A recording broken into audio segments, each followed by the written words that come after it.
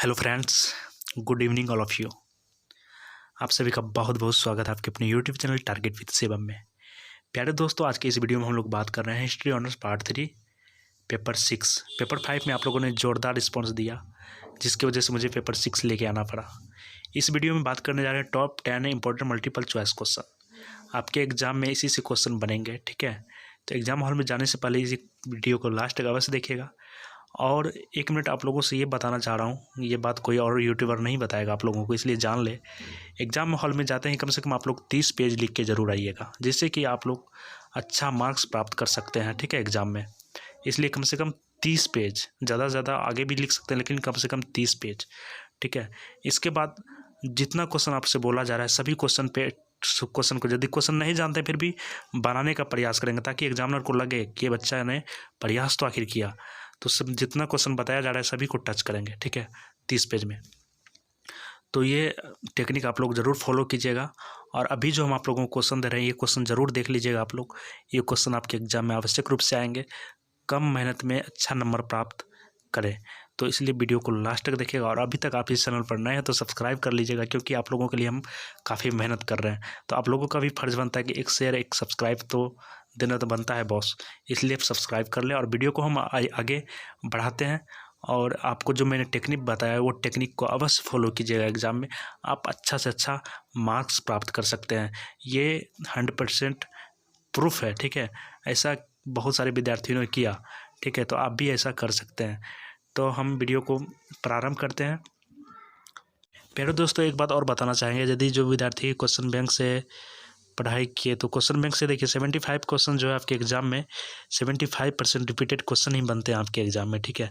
तो आप लोग यदि सजेशन नहीं भी देखना चाहते तो 70 आप क्वेश्चन बैंक देख लीजिए 2010 से लेके 2019 के तक का, क्योंकि 75% जो है रिपीटेड क्वेश्चन ही आ रहा है। 25% जो है यानी सिलेबस से ही क्वेश्चन रहता है, लेकिन थोड़ा इधर उधर से। तो आइए वीडियो प्रारंभ करते हैं, सब्सक्राइब कर लीजिए। नमस्कार मित्रों, आज बात करने वाले हैं history honours top 10 question for BA part 3। तो अभी तक आप लोगों ने टारगेट विद शिवम को सब्सक्राइब नहीं किया तो सब्सक्राइब कर लीजिए, ठीक है।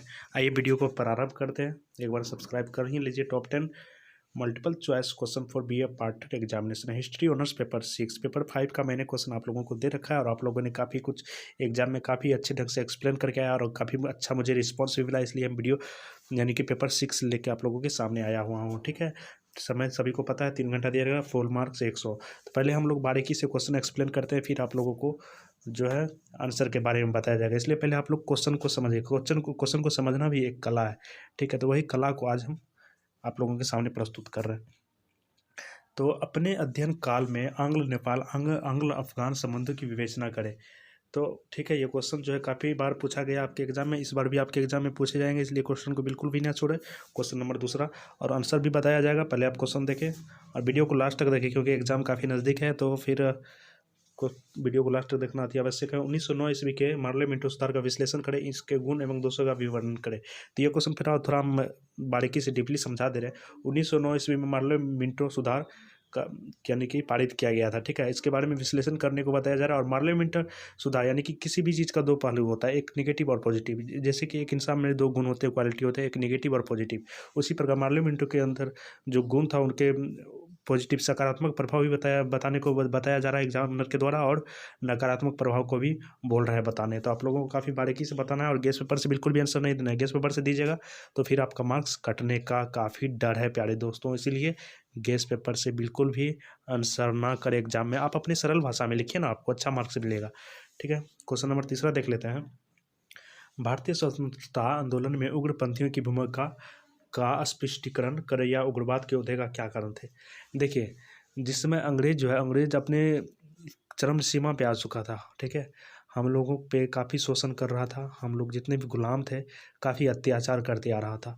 तो उस समय एक यानी कि समिति गठन की गई थी, जो कि उसमें महात्मा गांधी, बहुत सारे नेता थे, और वो लोग जो है सत्य और अहिंसा के मार्ग पे चल रहे थे। और उन लोगों का कहना था कि हम लोग सत्य अहिंसा के मार्ग से ही आज़ादी की प्राप्ति करेंगे। लेकिन यहाँ पे एक आ जाता है सुभाष चंद्र बोस, बाल गंगाधर तिलक, भगत सिंह, चंद्रशेखर आज़ाद, इन लोगों का कहना था कि हम लोग, अरे ये लात का भूत है, बात से नहीं मानने वाला है, इसको जो है हम लोग प्रार्थना या अहिंसा के सत्य के मार्ग से हम आज़ादी नहीं प्राप्त कर सकते।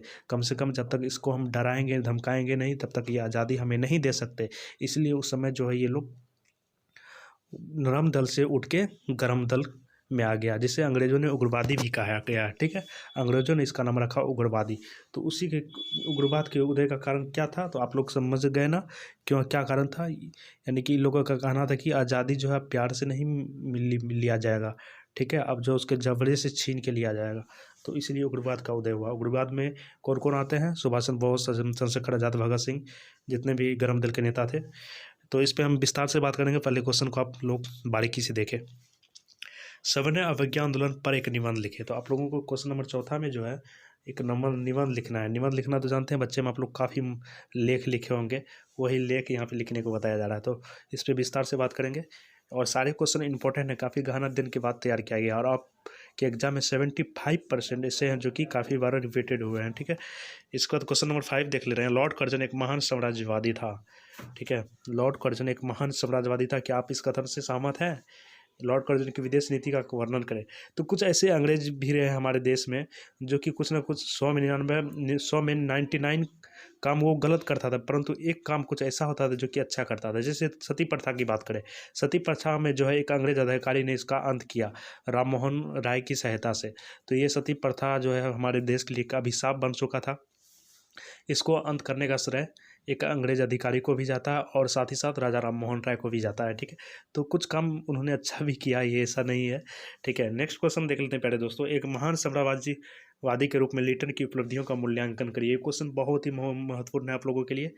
ठीक है, 7वां क्वेश्चन है, क्रिप्स मिशन की भूमिका पर प्रकाश डाले अथवा कैबिनेट मिशन योजना के मुख्य प्रावधानों की विश्लेषण करिए। क्वेश्चन पॉलिटिक्स आ रहा है लेकिन आप लोग को हिस्ट्री में पूछा गया है। ठीक है, क्रिप्स मिशन देखिए, जिसमें भारत आज़ादी के युवा यानी कि युवावस्था में थे, यानी आज़ाद अब तब होने ही वाला था। तो उस समय एक बात काफ़ी जोर शोर से उठने लगी कि हम लोगों को अब संविधान चाहिए, भारत का खुद का संविधान होना चाहिए। बात को समझिएगा, भारत को खुद का संविधान चाहिए। तो संविधान सभा का गठन किया गया था। ठीक, तो संविधान सभा का गठन करने के बाद जो है यानी कि ब्रिटिश से क्रिप्स मिशन भारत आया और उन्होंने संविधान सभा में संविधान तैयार करने के लिए इन्होंने मदद करने का प्रयास किया। ठीक है, और कैबिनेट मिशन क्यों नाम रखा गया, क्योंकि ये जो कैबिनेट, ये क्रिप्स मिशन के जो सदस्य थे वो जो है ब्रिटिश के प्रधानमंत्री के सांसद से ही आए हुए थे, इसलिए इसे कैबिनेट का भी सदस्य बोला जाता है, इसलिए कैबिनेट मिशन भी कहा गया है। ठीक है, तो इसके पे आपको विश्लेषण करना है तो पहले क्वेश्चन समझे। 1920 से 22 के असहयोग आंदोलन पर एक संक्षिप्त टिप्पणी लिखे। असहयोग आंदोलन में बहुत बड़े बड़े नेता ने भाग लिए थे, तो नाम हम विस्तार से लेंगे। पहले क्वेश्चन देखते हैं। इसके बाद प्यारे दोस्तों 9वां क्वेश्चन है, भारत छोड़ो आंदोलन को विस्तार से समझाए। तो भारत छोड़ो यानी कि अंग्रेजों को यानी कि अंग्रेजों के विरुद्ध में भारत छोड़ो आंदोलन को बढ़ाया गया था और भारत के कई ऐसे राज्यों से ये असहयोग आंदोलन में व्यक्ति, भारत के गुलाम व्यक्ति जो है एकत्रित होने लगे और असहयोग आंदोलन काफ़ी, भारत छोड़ो आंदोलन जो है काफ़ी फेमस रहा उस समय में और इससे अंग्रेज़ को काफ़ी प्रभाव पड़ा, जिसकी वजह से उसे झुकने के लिए बेबस होना पड़ा। ऐसे भी झुकने का एक मुख्य वजह था कि इस युद्ध की वजह से अंग्रेज जो है पहले से ही खोखला हो चुका था, ये भी एक रीज़न था। तो ये रीज़न था और इसके बाद भारत में जो है बहुत सारे यानी कि आंदोलन चलाया गया, उससे भी बहुत सारा प्रभाव पड़ा। लास्ट में जो है क्या कहते हैं, लास्ट में जो है ब्रिटिश सरकार को अपना पाँव समेटना पड़ा। तो क्वेश्चन नंबर 10वां देख लेते हैं। 1885 में भारतीय राष्ट्रीय दोस्तों 10वां क्वेश्चन कर लेते हैं। अगला क्वेश्चन है 1885 ईस्वी में भारतीय राष्ट्रीय कांग्रेस की स्थापना की परिस्थितियों की व्याख्या करें। तो 1885 ईस्वी में भारतीय राष्ट्रीय कांग्रेस की स्थापना की गई थी, उसमें क्या क्या परिस्थितियाँ आई। देखिए, कोई भी चीज़ हम जब किसी के घर का नींव ही खड़ा करते हैं तो उसमें जो है कहीं ना कहीं कुछ परिस्थितियाँ भी आती है, तो उसी परिस्थितियों को व्याख्या करने के लिए बताया गया है। तो आप लोग जो है बिल्कुल भी गेस्ट पेपर से आंसर ना दे एग्जामिनर को, अपने सरल भाषा का ही प्रयोग करें एग्जाम हॉल में, और आप लोगों को काफ़ी सरल भाषा में उत्कृष्ट लेखन शैली में आपको आंसर मिलेगा टेलीग्राम ग्रुप में। टेलीग्राम ग्रुप जाके ज्वाइन करें और हम कुछ देर बाद वहाँ पे सभी क्वेश्चन का आंसर देंगे आप लोगों को। और एक बात और कह दे रहे हैं, BA BSc BCom part 1 part 2 part 3 सभी सब्जेक्ट के suggestion YouTube channel target with Shivam के माध्यम से दिया जाता है, इसलिए आप सभी सब्सक्राइब करें। और मिलते हैं नेक्स्ट वीडियो में प्यारे दोस्तों। ठीक है, thanks for watching, bye bye, take care.